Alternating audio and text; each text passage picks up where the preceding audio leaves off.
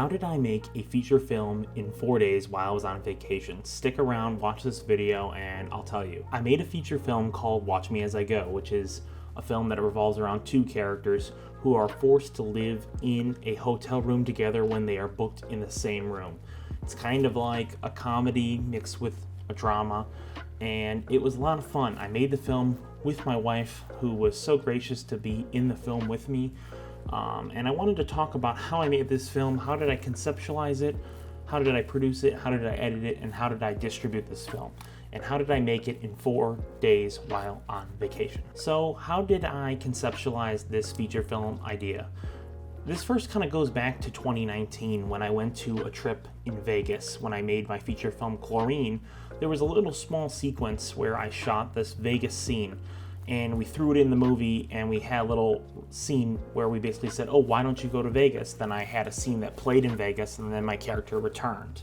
And what was so cool about that was like it added this production value to the film. Beyond just adding that production value to the film, I think what was unique was that it allowed me to create in a different environment. And I really liked this little aspect. It's like a 3-minute scene from my film Chlorine. And so I thought to myself, what if I took that and expanded it a lot further? Because now I had just gotten lavalier mics. And with lavalier mics, what's unique about them is that you can hide them very easily. So you can film in a lot of locations without getting caught or without people really bothering you that you're filming in a specific location. So the first thing that I needed to do was figure out how I was going to convince my wife to be in the film. Basically, the thing I told her was, hey, we're going to make a short film. We're going to make a film, I don't know, maybe 20, 25 minutes long. It's just going to be a dialogue driven piece. Do you want to be in it? And she basically was like, yeah, sure.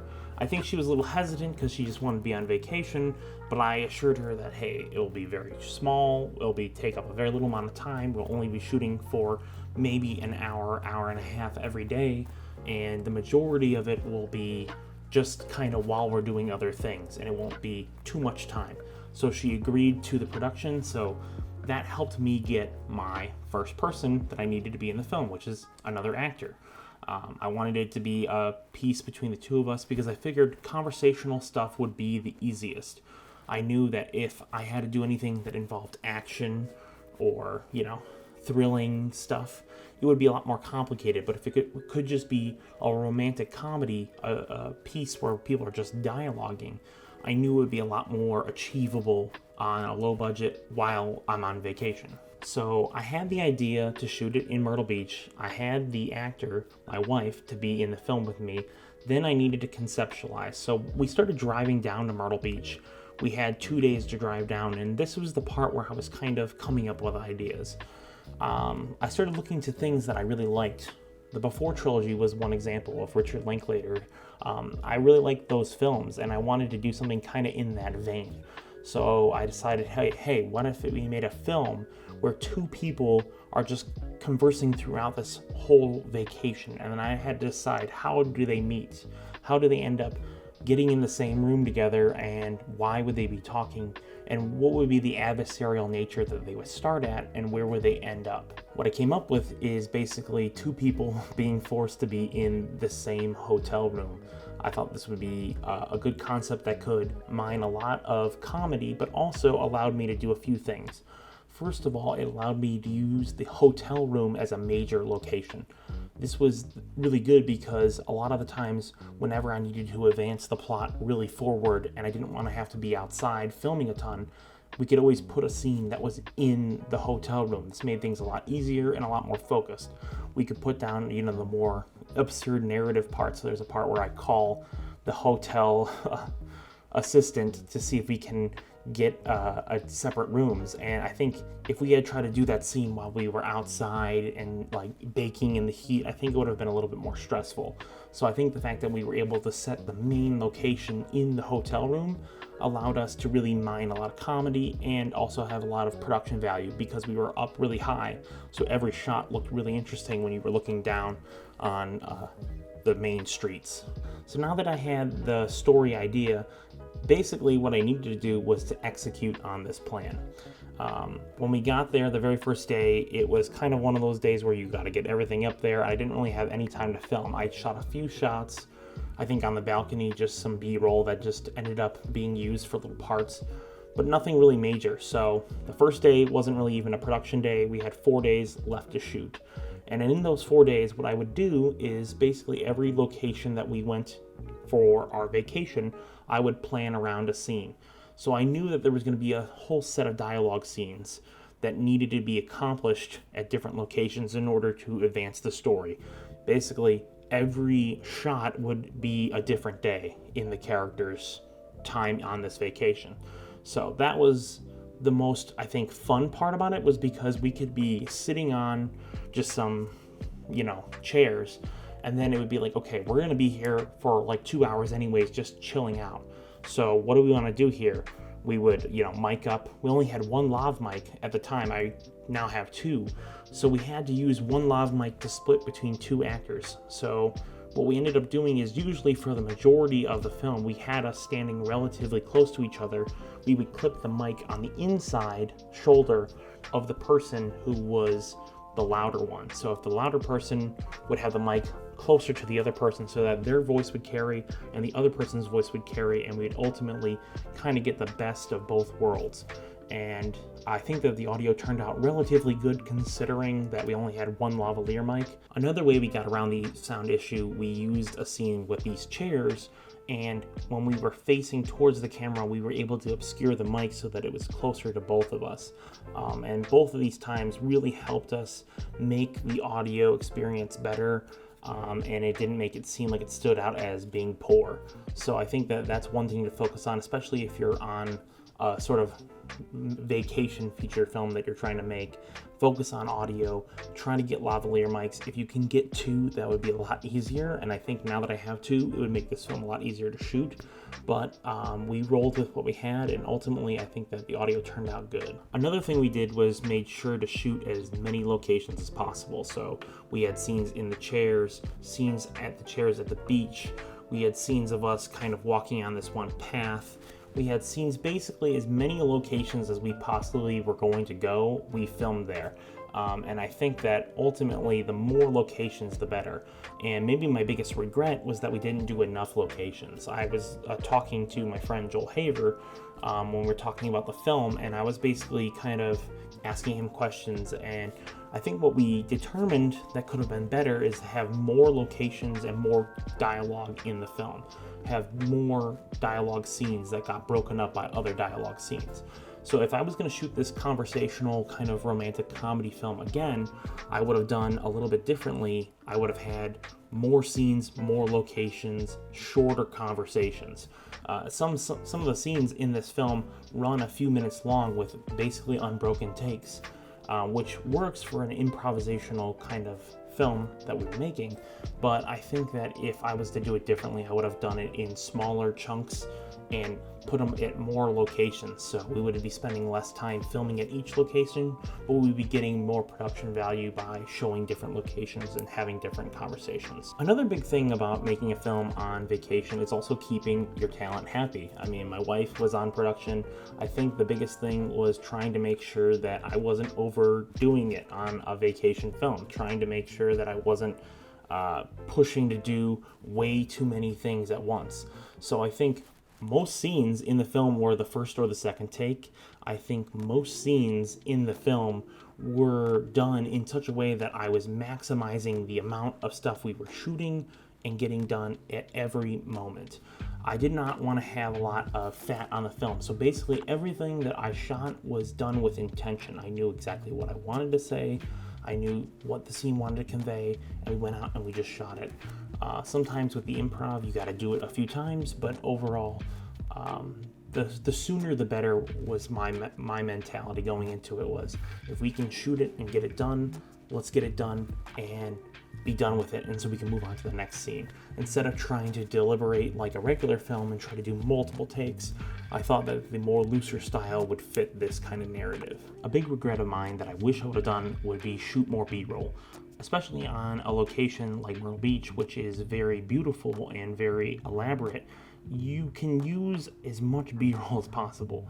And I really regret only shooting a very minimal amount of B-roll. If I was going to be honest, I would have probably shot a whole day's worth of B-roll the next time I do it, if I ever do another film like this, because I think that the amount of B-roll would have been able to cover certain mistakes I made, as well as making new scenes. If I ever wanted to do a new scene with just dialogue, let's say like looking at the ocean, I could have recorded those scenes back in Illinois and then just played it over the ocean coming in and out.